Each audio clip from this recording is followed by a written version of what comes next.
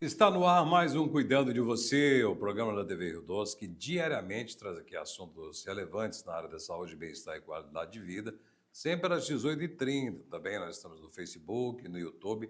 Você, inclusive, vai lá no canal da TV Rio Doce no YouTube, tem lá a playlist do Cuidando de Você. Você sempre acompanha lá nossas entrevistas no nosso canal do YouTube.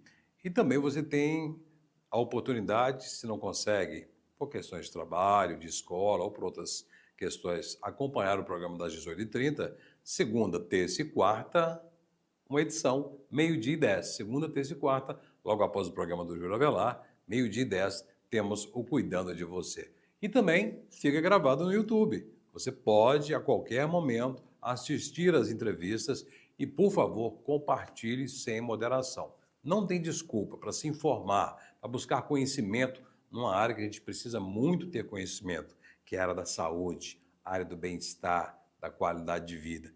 Quer indicar algum profissional, algum tema para a gente entrevistar? Está aqui no cantinho, aqui, ó, as nossas redes sociais, aqui no cantinho.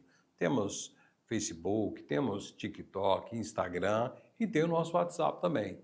Fique à vontade, interaja conosco, nós estamos à sua disposição.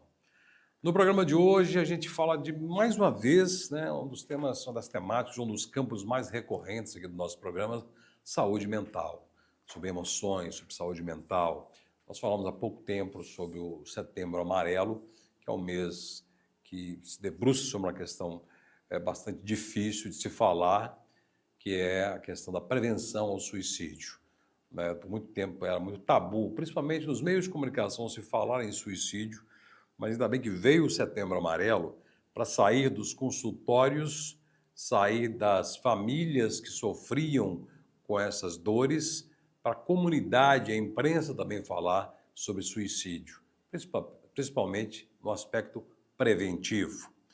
E, por outro lado, a gente tinha que falar e principalmente acolher aquelas famílias enlutadas que perderam entes queridos pelo motivo do suicídio.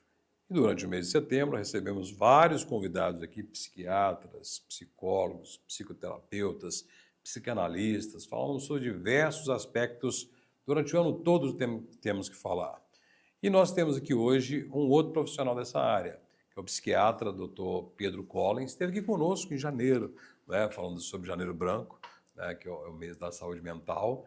Né? E o Dr. Pedro hoje, né, nós vamos falar sobre a questão do suicídio, sim, mas num aspecto bem interessante. Aqui em Valadares há um grupo chamado Grupo de Apoio aos Enlutados por Suicídio, aqui em Governador Valadares. Muito interessante, muito importante e já com resultados bastante importantes para a nossa comunidade. Doutor Pedro, muito obrigado por aceitar o nosso convite, por estar aqui conosco no Cuidando de Você. Ô Márcio, o prazer é todo meu. Obrigado por nos dar esse espaço aqui para que a gente venha fazer esse trabalho de transmissão de informação que é tão importante, né, para a população, que ela aprenda melhor os conceitos em torno da saúde, para ela se cuidar melhor e que a gente possa trabalhar mais os conceitos de prevenção. A gente prevenindo, a gente vai sempre evitar as doenças mais graves e vai, obviamente, ter um custo do adoecimento muito mais tranquilo a administrar. Te agradeço. Da outra vez a gente veio aqui falar da Jornada Regional de Psiquiatria, que eu coordeno aqui pela Associação Mineira de Psiquiatria, e foi no contexto dessa jornada da MP que nós decidimos trazer uma formação específica em torno da questão do suicídio. O suicídio desde o ano 2000, a OMS o elegeu como uma prioridade de saúde pública mundial. E pactuou o desenvolvimento de políticas públicas que justamente trariam uma redução do número de suicídios no mundo. Em 2000, nós tivemos 750 mil suicídios no mundo. 750 mil suicídios no mundo. Se esperava que em 2015 nós chegássemos a 1,5 milhão de suicídios, mas em 2015 nós chegamos com a taxa menor do que 750 mil. Então, os países onde foram adotadas políticas públicas de prevenção conseguiram reduzir a taxa de suicídio. Infelizmente, a realidade no Brasil é diferente. No Brasil e vários países da América, tanto do Sul quanto do Norte, a gente viu uma taxa de crescimento muito importante, por volta de 40%. 40% é muita coisa. ver que as pessoas não estão sendo assistidas nos processos de adoecimento. Nós temos que pensar o suicídio sempre como algo multifatorial. Não existe uma forma de pensar uma causa que explique o suicídio. Né? Fulano está devendo, por isso que ele se matou. Não, tem tanto de gente que deve, as pessoas não se matam. Fulano separou, por isso que ele se matou. Não, tem tanto de gente divorciada que não se mata. Agora, quando você acumula um adoecimento, alguma situação de vulnerabilidade psicossocial, dificuldades de emprego, de saúde, etc., isso faz, vamos dizer, um contexto mais predisponente para que a pessoa possa agir dessa maneira. Então, nós temos que pensar que 99,6% das pessoas que cometem suicídio, elas têm um transtorno mental. Então, elas precisam de se tratar. A gente sabe que as pessoas que têm esquizofrenia, transtorno bipolar, transtorno dos impulsos, TDAH, com comportamentos disruptivos, o transtorno de personalidade que a gente chama de borderline, as pessoas com depressão e as pessoas com transtorno de dependência de substâncias. Essas pessoas são mais vulneráveis. Né? A depressão, ela atinge toda a sociedade, de criança a idoso. Todo mundo pode atravessar um período depressivo e faz parte da depressão, às vezes, as ideias de morte. Aquelas frases, eu quero sumir, eu quero andar e nunca mais voltar, nunca mais aparecer, enfim, quero desaparecer. O que a pessoa quer que desapareça é o sofrimento dela, é o mal-estar dela. E para isso a gente tem psicoterapia, a gente tem abordagens medicamentosas, a gente tem várias intervenções que vão resgatar a saúde da pessoa e com isso ela vai resgatar a funcionalidade, vai voltar à vida normal, a ser o bom esposo, esposa, funcionário, avô, avó, que sempre foi. Né? Então nós temos que pensar a prevenção. Para isso, a Associação Brasileira de Psiquiatria é fácil de encontrar, tem uma cartilha, busquem no buscador de internet de vocês, a Cartilha de Prevenção do Suicídio da ABP, Associação Brasileira de Psiquiatria. É uma cartilha extensa que foi desenvolvida pela OMS para como trabalhar o processo de prevenção.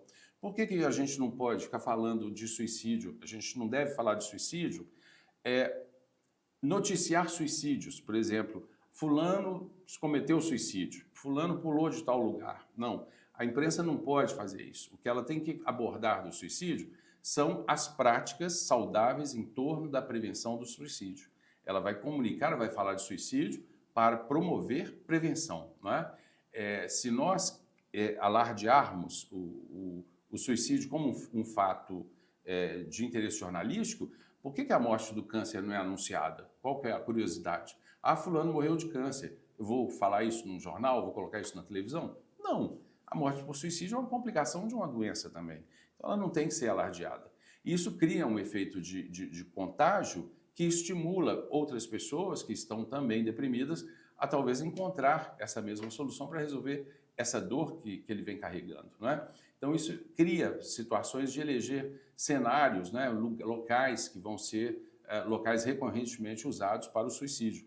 É o caso da Terceira Ponte em Vitória. Né? Depois de muito tempo, o grupo de pós-venção, que é o que nós fazemos depois que alguém se mata, o grupo de pós-venção conseguiu intervir e hoje fizeram uma ciclovia com um anteparo. Né? Ninguém mais vai pular da Terceira Ponte. A Golden Gate, em São Francisco, a gente tem uma história de um fechamento de uma área de uma praça de alimentação, um mezanino, onde adolescentes se jogavam em Brasília. Também uma associação de enlutados de suicídio promoveu, através de liminar, exigiu o fechamento com vidro daquele espaço. Então, nós temos que promover esse efeito protetor. Esse efeito que a gente chama de efeito Werther, que é o efeito da má comunicação, nós temos que combatê-lo. Por que Werther? Werther é um livro de Goethe, o escritor romântico alemão, que são as desventuras amorosas desse jovem que se mata no final do livro. Onde o livro era publicado, havia uma espécie de epidemia de suicídio. Então, os suicidólogos hoje chamam esse processo de efeito Werther. E até uma romantização, né, deturpada do suicídio, como um dos maiores clássicos da literatura mundial, que é Romeu e Julieta, né? Exato. Foi romantizado o ato de suicídio. E nós, a imprensa, até quando estava me formando jornalista, a Associação Brasileira de Jornalistas fez a recomendação a todos os jornalistas que a divulgação, né, do suicídio não fosse um tema de pauta de redação, primeiro porque é uma questão particular, privada, né, não tem uma interferência em terceiros, né, não é um crime, não é uma dor interna particular da pessoa e da sua família. Né, e segundo, né, que há uma comprovação que pode, sim, estimular outras pessoas. E agora, neste ano, está se discutindo muito essa questão também sobre outro assunto, a questão do feminicídio. Em Brasília, a Associação Brasileira, alguns organismos policiais, judiciais, né, e até deputados estão também pensando nessa orientação à imprensa com relação a cuidados na divulgação de feminicídio, né? A comunicação em massa tem esse papel importante também para desempenhar.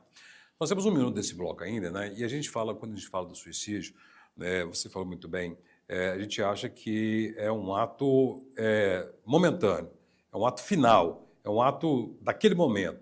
Mas a pessoa, quando chega ao ato do suicídio, ela já vem acumulando o sofrimento há muito tempo, né? Existem formas muito diferentes, né, de sobreviver o ato. Tem formas que são muito planejadas e calculadas e tem formas que são muito impulsivas, disruptivas, né? Pessoas que, no momento agudo, elas cometem o suicídio, e pessoas que planejaram isso ao longo de um adoecimento mental mais longo, né? Mas aí nós organizamos essa formação aqui em Governador Valadares, teve quase 300 pessoas participando, e dentro do quadro dessa formação, nós fizemos uma chamada pública na mídia e tal, para chamar pessoas que tinham perdido familiares pelo suicídio, para que a gente criasse um grupo de acolhimento, um grupo de terapia mútua, né? Como a gente chama de ajuda mútua. O assunto de hoje, estamos dando uma reverberação do Setembro Amarelo, né? Está aqui até de amarelo, né? Repercutindo aí do Setembro Amarelo, que é um mês dedicado, né, a falar sobre, a discutir principalmente o aspecto preventivo em relação ao suicídio. Precisamos falar sim, precisamos jogar luz, né, mas principalmente para prevenirmos números tão assustadores em relação ao suicídio no mundo e principalmente no Brasil. No primeiro bloco, o doutor Pedro falou sobre números no mundo, que um decréscimo em relação a países, vários países que adotaram políticas sérias, né, que o suicídio sendo um problema de saúde pública, mas no Brasil, né, foi ao contrário, né, uma curva ascendente. Então, agora precisa se tomar medidas, não só dentro dos consultórios, mas fora principalmente, né, políticas públicas por parte dos organismos governamentais e a sociedade em si. E a sociedade, aqui em Governador Valadares, decidiu movimentar-se. Doutor Pedro faz parte do grupo de apoio a enlutados por suicídio de Governador Valadares. Doutor Pedro, como surgiu essa iniciativa e descreva para a gente as ações do grupo. Então, Márcio, é muito importante lembrar essa questão que o Setembro Amarelo é o ano todo, tá? É de janeiro a dezembro. O grupo ele nasceu dessa formação que a gente promoveu pela Associação Mineira de Psiquiatria aqui em Governador Valadares. Trouxemos Vivian Zicker, que é uma grande suicidóloga de Belo Horizonte, que trabalha com o professor Humberto Corrêa, que é do Hospital das Clínicas da UFMG, também um pesquisador fora da curva dentro da psiquiatria mundial. E os dois vieram fazer essa formação. Vivian permaneceu mais tempo, graças a um projeto de expansão que a UFMG tem, que é o GAES, lá em Belo Horizonte, o Grupo de Acolhimento de Enlutados pelo Suicídio. E, dessa maneira, eles já têm uma experiência mais vasta, a gente se apoiou nessa experiência para poder criar o mesmo núcleo aqui em Governador Valadares e acolher essas pessoas. Porque uma pessoa enlutada pelo suicídio, ela sofre um processo extremamente difícil, que é o luto pelo suicídio. O luto pelo suicídio é um luto carregado de culpa, de remorso, de reconstituições dentro do nosso imaginário de que eu certamente deveria ter feito alguma coisa e eu não fiz, ou eu fiz alguma coisa que eu não deveria ter feito. Enfim, há o tempo todo um turbilhão, uma ruminação dentro do pensamento que são coisas que a gente não vê dentro do óbito que advém de outras causas. Por exemplo, fulano morreu de infarto. Que pena, não é? A gente lamenta, a gente fica muito triste, mas eu não vou me culpar do problema cardiovascular da pessoa, não tem como, né? Mas o suicídio, ele cria essa margem para a complicação do luto. E outro fato é que as pessoas não sabem abordar. As pessoas, às vezes, têm descrições muito perversas até para poder questionar, sabe? Eles impregnam a questão do suicídio de uma visão moral, sabe? Tem uma enlutada que a vizinha dela falou para ela, que pena que seu marido se matou, não é? Porque agora ele não vai para o céu. Aí ela respondeu, olha, eu não estou sabendo não, a não ser que a senhora está na portaria do inferno lá para dar notícia de alguma coisa. Boa resposta. Enfim, as pessoas têm que se proteger desse tipo de curiosidade mórbida. Se matou, fez isso, como é que ficou? Às vezes chamamos a suicida de covarde, de egoísta, de egoísta, de problemas. Enfim, a gente, quando a gente não sabe falar, o silêncio ele é muito eloquente, tá? O que a gente pode fazer quando está do lado de alguém lutado pelo suicídio e que vive essa dor é ser solidário, é perguntar o que eu posso fazer para te ajudar, eu posso te dar um abraço, é manter o seu silêncio, né? Nós estamos todos muito tristes. Nós estamos do seu lado. Essas palavras de solidariedade, elas são muito mais preciosas do que essa curiosidade mórbida em torno de um tema que a religião criou um aspecto moral e que impregnou nossa história, nossa sociedade. Enfim, sobre o grupo especificamente, hoje nós temos mais ou menos 15 famílias que frequentam as reuniões. O grupo funciona como um grupo de mútua ajuda, né?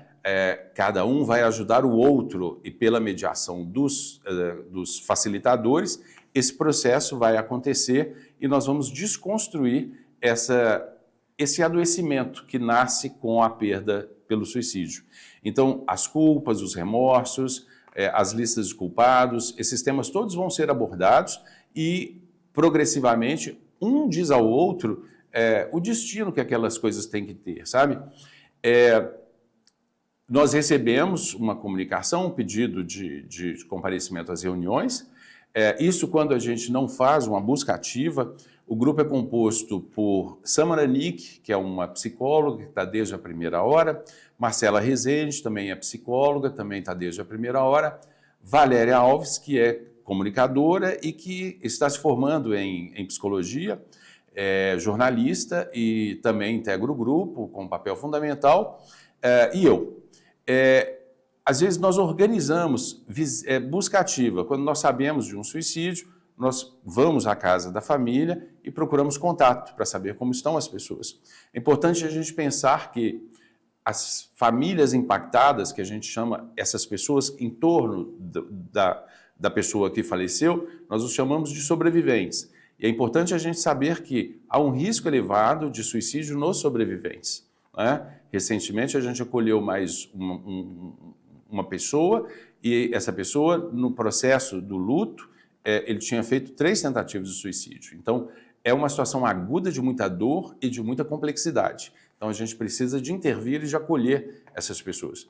Então, elas vêm, o grupo geralmente se apresenta, cada um conta rapidamente sua história e nós convidamos a pessoa que está chegando a compartilhar, a dividir conosco sua experiência, sua história, e nós vamos intervir progressivamente para buscar esses pontos de complicação possíveis que a gente escuta dentro dessa narrativa que esse enlutado traz. Através disso, esse compartilhamento dessa história, dessa verdade, ele vai ter um processo de validação pelo grupo, não é? O grupo vai fazer as correções dentro do discurso daquilo que é pertinente, daquilo que não é pertinente, né? Essa coisa de que a responsabilidade é minha, isso vai ser desconstruído pelos outros do grupo, que vão dizer que eles também pensaram isso, que eles também imaginaram isso. Enfim, é um lugar, sobretudo, Márcio, onde as pessoas podem falar disso abertamente, porque na sociedade as pessoas chegam a um ponto que elas falam assim, mas você vai falar disso até hoje, nossa, já tem tantos anos, isso não é? E as pessoas querem falar. Existem aniversários de morte, aniversários de nascimento, existem festas do Dia dos Pais, do Dia das Mães. Isso tudo traz, a baila traz de novo a história da pessoa que se foi. Né? Nós que vivemos lutos por outras razões, a gente se emociona nesses períodos. Os natais não são mais os mesmos, os aniversários, né, trazem uma mexida dentro do nosso psiquismo. Então, é um espaço onde as pessoas falam entre iguais e essa liberdade traz possibilidades de construção. E a gente fala não é só das coisas tristes e sofridas, a gente ri, a gente conta casos engraçados, enfim, a gente cria uma vinculação e a gente pensa o que a gente pode fazer em termos de grupo para que essa dor que cada um que tem ali sente não volte a ser vivida por outras pessoas. Então, esse ano nós trabalhamos com muito afinco para preparar o Setembro Amarelo e conseguimos a atenção da vereadora Fernanda e que organizou uma audiência pública na Câmara dos Vereadores para que o GAES comparecesse, falasse, expusesse a questão e cobrasse, né, dos órgãos públicos da nossa prefeitura, da gestão da Secretaria de Saúde, não só de saúde, porque isso implica a saúde, a educação, as escolas, enfim, como que nós podemos pensar políticas públicas de prevenção mais eficazes. Nós temos que ter uma acessibilidade maior a um profissional da área de saúde dentro das unidades básicas. A gente tem que ter psicólogos em todas as unidades básicas e com disponibilidade para receber esse paciente. Nós sabemos que um paciente que se matou, 40% dos pacientes que se matam, eles fizeram uma tentativa de suicídio nos últimos 6 meses. O que acontece com quem vai para a UPA ou para o Hospital Municipal por intoxicação medicamentosa depois de uma tentativa de suicídio? Qual o destino que é dado? Existe um acompanhamento? Existe uma forma de acompanhar essa pessoa, esse jovem, esse adulto, durante 6 meses para saber se ele piorou, para que a gente possa prevenir que ele venha a se matar realmente? Não tem nenhuma notificação, né? Não. E mais, a gente tem equipes que intervêm, às vezes, nos processos de urgência e emergência, sem formação. Às vezes, tem pacientes que escutam frases dos técnicos como se, o que você veio fazer aqui? Está ocupando o lugar de alguém que podia estar realmente doente. Então, realmente, a pessoa ela já é vítima e ela passa a ser condenada, ela é revitimizada, não é? Então, nós conseguimos, e isso é um trabalho que a gente chama de pós-venção. A prevenção é aquilo que a gente faz antes, a pós-venção é aquilo que a gente faz depois. E essa busca que o grupo está cobrando de melhoria da atenção à rede social, à rede globalmente como um todo, dentro da atenção à saúde mental, é um ponto muito importante. E que também se integrou com um evento da Superintendência Regional de Saúde, que promoveu, trazendo da macro-região Governador Valadares, que engloba, acho que 56 municípios, representantes desses municípios, dos seus CAPs, dos seus centros de ajuda, de atenção psicossocial, trouxeram esses profissionais para um grande evento que a Superintendência organizou, tive a honra de participar, para discutir questões de política pública dentro dos municípios. Como que a gente pode articular, como que a gente administra uma crise suicida, um paciente que está gravemente deprimido, que tenta suicídio e que não quer tomar remédio, como que a gente faz, né? A gente precisa de encaminhar para o hospital, esse paciente precisa ser medicado, o hospital municipal tem leitos de psiquiatria, o hospital tem psiquiatra para atender esses casos de crise e isso precisa de ser conhecido para que esse paciente seja bem conduzido e que ele saia, né, da crise sem grandes danos. Que o GAES se torne um grupo de utilidade pública reconhecido que dissemine, já está rendendo frutos, já está multiplicando informações e é uma grande utilidade pública. Doutor, já estamos com o tempo estourado, só uma última pergunta, gostaria de uma resposta rápida. Há espaços para mais famílias, mais pessoas enlutadas por suicídio serem acolhidas pelo GAES? Sempre, sempre, Márcio. Nós não temos tranca na fechadura, entendeu? A porta está sempre aberta. Quem precisar do GAES, nos procure, tá? Eu não tenho um contato, mas o meu consultório é fácil de achar as coordenadas do meu consultório aí no Google. entra lá e procura que a gente passe essas informações, ou na hora que editar aqui, talvez a gente coloque algum contato para que justamente as pessoas que se sentem, vamos dizer, em sofrimento por uma perda que é impactada pelo suicídio, ela é sempre bem-vinda e nós poderemos acolhê-la. Certamente, como profissional da área de saúde mental, vai saber te encaminhar, né, para o grupo, né? Obrigado, doutor Pedro, sucesso, parabéns pela iniciativa, você e seus colegas do GAES, e que cresça cada vez mais e sirva de exemplo para o poder público. Muito obrigado mais uma vez. Ô Márcio, eu que agradeço esse espaço e esse espaço de compartilhamento aí de informação com a nossa sociedade. Eu digo que eu sempre estudei em universidades públicas, tanto no Brasil quanto na França. E a gente tem que ter uma implicação de devolução para a sociedade de um trabalho que impacte positivamente e que, enfim, que estimule o voluntariado, sabe? Eu acho que isso cria redes extremamente potentes de ajuda.